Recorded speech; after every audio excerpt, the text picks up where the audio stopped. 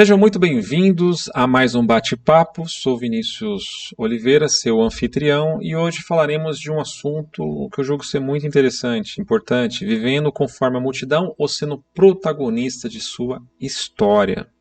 Bem, a nossa proposta é te ajudar a se identificar, entender quem você pode ser, reajustar a rota da sua vida com base nesse conteúdo.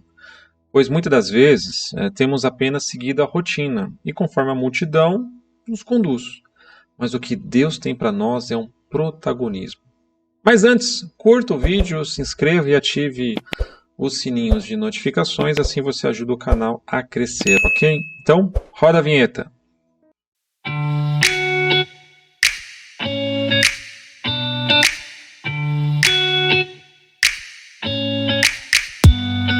Pois bem, e o que seria isso viver conforme a multidão ou ser protagonista da minha história? Gente, ao longo de nossa jornada, tendemos a nos posicionar em nossas vidas conforme o nosso estilo de vida, acontecimentos ou estações que passamos. E um ponto clássico que podemos destacar é o de se acomodar, se conformar ou até abrir mão de nossa história. E por isso, o tema conforme a multidão. Viver conforme a multidão é não ter sua própria identidade ou autonomia de vida. Você apenas segue, se molda, sem poder ir para onde você deseja, sem poder expressar a sua opinião. É estar preso a uma rotina e também a um caminho, um sistema. Multidão não tem nome e sobrenome, não tem face. Já o protagonismo tem. Mostra que você assumiu o papel principal de ser único. Tem uma face, tem uma digital, um nome. E assim, eu gostaria de explicar melhor esse contexto que eu estou passando com Marcos capítulo 5, que diz assim, ó. E de novo, atravessando Jesus de barco para o outro lado, uma numerosa multidão o cercou e ele se deteve à beira-mar. Aproximou-se de um dos chefes da sinagoga, cujo nome era Jairo, e vendo, caiu aos seus pés. Rogou-lhe insistentemente, dizendo: Minha filha está morrendo. Vem e põe nela as mãos para que ela seja salva e viva.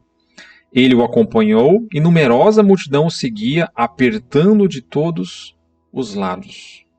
Algumas traduções diz comprimia. Comprimia, sim, a multidão que não se preocupava de estar com ele, de se relacionar com ele, apenas queria estar perto, em sua maioria na busca por um interesse próprio. A multidão comprimia, o sufocava.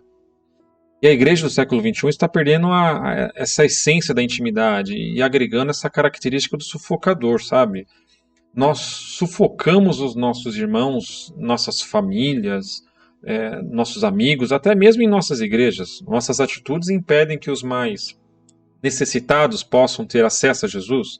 Criamos barreiras religiosas, seja com palavras, seja com ações, pois precisamos ter nossos desejos alcançados e satisfeitos. Estamos lá para consumir. E quando estamos na multidão, a única coisa que nos resta é seguir o sistema.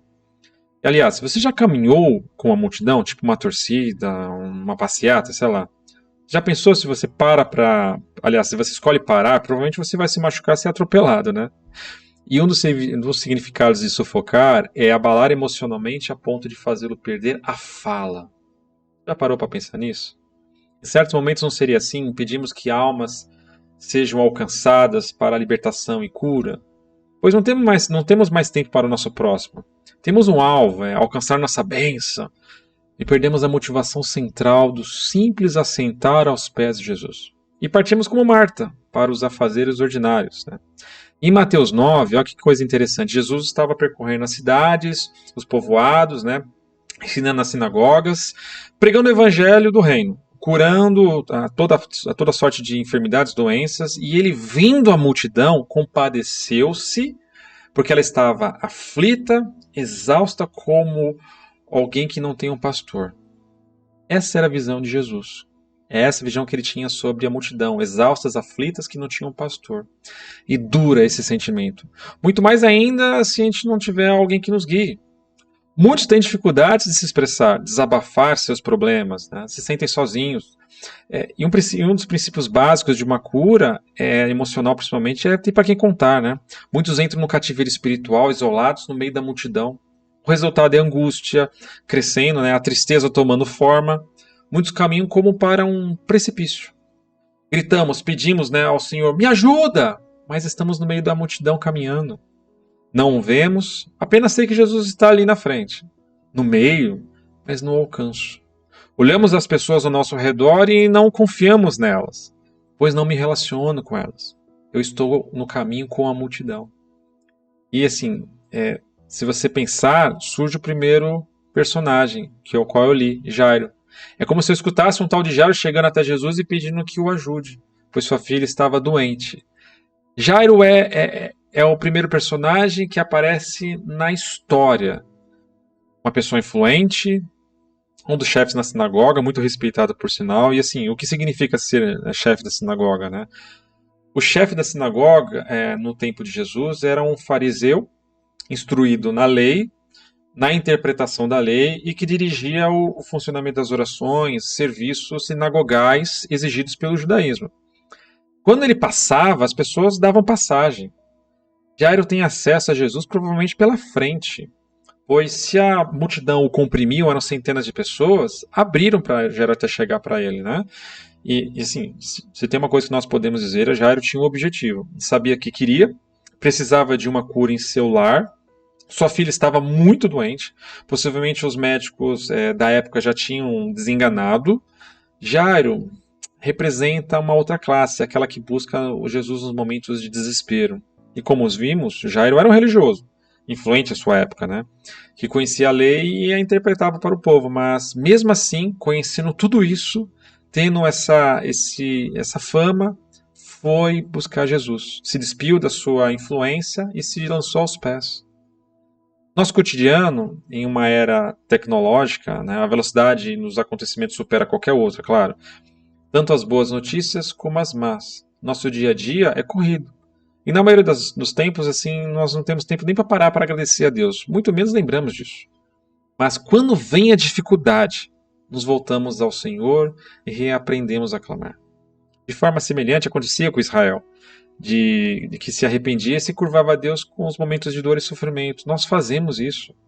E uma pessoa como Jairo busca Jesus mais por um instinto de sobrevivência do que um relacionamento íntimo, a ponto de se esquecer da sua posição e lançar-se aos pés de Jesus, como nós vimos no texto. Sim, nos tornamos expert em pedir, somos condicionados, assim como a multidão em Jairo. Podemos até aparecer espirituais, né? Andamos com Jesus, falamos com Jesus, reconhecemos quem é Jesus, porém apenas pelo que ele pode oferecer e não pelo desejo de somente estar com ele. Jesus começa a ir na casa de Jairo, né? E junto dele vai uma grande multidão. Quando de repente ele para, o Deus Filho para. E com ele a multidão para, sem saber o que estava acontecendo. Né? Talvez um silêncio enigmático surge, mas uma pergunta rompe o silêncio. Quem me tocou? A multidão não sabe, os discípulos questionam, mas tem um monte de gente aqui. Como é que alguém te toca? Todo mundo está te tocando, está todo mundo em volta te tocando. A multidão te aperta, mas Jesus descreve. Foi um toque diferente, pois de mim saiu virtude. E é esse o ponto, gente. Um toque diferente. É esse que surge o segundo personagem dessa mulher. E é quem eu quero me ater daqui para frente. A história de uma mulher que estava fora dos padrões daquele tempo, da multidão. Ela sequer podia ficar perto das pessoas.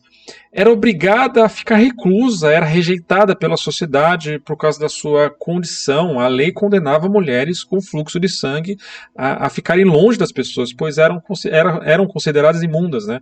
A lei do puro e do impuro, na época de Jesus, falava isso. Para o judaísmo, quem sofria com fluxo de sangue era considerado imundo. Não podia tocar nas pessoas e nem ser tocada, até mesmo objetos do cotidiano, né, perdiam seu valor se fossem tocados por uma pessoa com fluxo de sangue. E o livro de Levítico, capítulo 15, fala dessa impureza física e da sua associação com a moral. Né?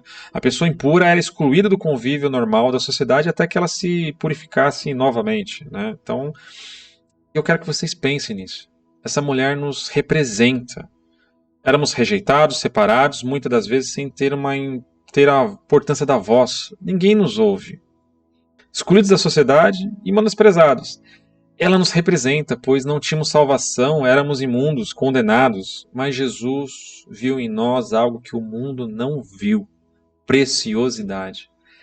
Essa mulher rompeu o qualquer preconceito, se posicionou, foi contra o fluxo, também já tinha ouvido de Jesus, a fama dele. Entendia os riscos de ser pega, mas decidiu se tornar-se protagonista de sua história. Não fazia parte da multidão. Ela era um personagem individual, único. Pensou não só como o sistema pensa. Usou a fé, ela disse, se tão somente eu tocar. Ele nem precisa me olhar, nem precisa falar comigo, pois já me taxar de indigna mesmo. Mas de uma coisa eu sei, dele emana poder. Ele é santo, filho de Deus, e eu vou ser curada. Minha história vai mudar. Ela tinha uma identidade, gente. Era pura de coração. Imunda para todos os ao seu redor, mas pura para o Senhor. Sua fé moveu os sufocadores, pois Jesus parou ali também. Diferentemente do Jairo, que a multidão abriu caminho para ele passar. Ninguém abriu caminho para ela. Mas também ninguém pediria dela alcançar o que buscava. E aqui tem 3 características que se destacam na vida dela. Ela ofereceu um toque diferente. Ela deu tudo de si para Jesus e teve identidade. Depois se revelou Jesus. E fica algo para a gente pensar. Talvez falte para nós isso. Tocar diferente, oferecer 100% de nós e se revelar para Jesus. Muitos estão tropeçando no caminho, pois desaprendeu a tocar, desaprendeu a oferecer e esqueceu-se de quem é. Um toque diferente. O tocar não me refiro somente ao tato, né, ao simples segurar talvez um pão, qualquer coisa, mas tocar o mundo espiritual pela fé. Sair do estágio de humilhação e angústia e olhar para os céus e desejá-lo, sabe? Oferecer o coração, dar tudo de si para Deus. A grande questão aqui é não o quanto você tem de Deus, mas o quanto Ele tem de você. E aí esse é o ponto. Dar tudo de si é abandonar o eu, né? Agregar os desejos de Deus aos seus, viver como Adão viveu no Éden, se relacionar com ele, conversar, dizer os seus maiores segredos, sua intimidade na virada do dia. Ter identidade. Essa mulher fez história. Seu nome nem é mencionado, e nem precisava. Tornou-se um exemplo de uma serva de Deus. Quando precisou, não terceirizou para outra pessoa. Assumiu o seu papel. Fui eu quem tocou. Não fez conforme a multidão que não tinha uma cara. Ela tinha e se revelou. Estou aqui. Fui eu que te toquei. Então, se tem algo que eu posso dizer nesse final para você, tenha identidade. Ofereça tudo de si. Seja sincero. Saia do meio do padrão da sociedade, da multidão e seja protagonista da sua história. Comece a reescrever a sua história. Peça ao Senhor que te dê direção, te dê sabedoria, discernimento para que você possa assumir o controle da sua vida. Pare de deixar as pessoas, pare de terceirizar a sua vida para as pessoas, deixar que elas rejam. Venha você reger a sua vida. Pois assim eu creio que algo novo acontecerá. E você verá a manifestação do Senhor na sua vida. E uma nova página será escrita. Espero que essa mensagem ela chegue até o seu coração e possa transformar algo que é necessário. Que Deus abençoe. Até a próxima.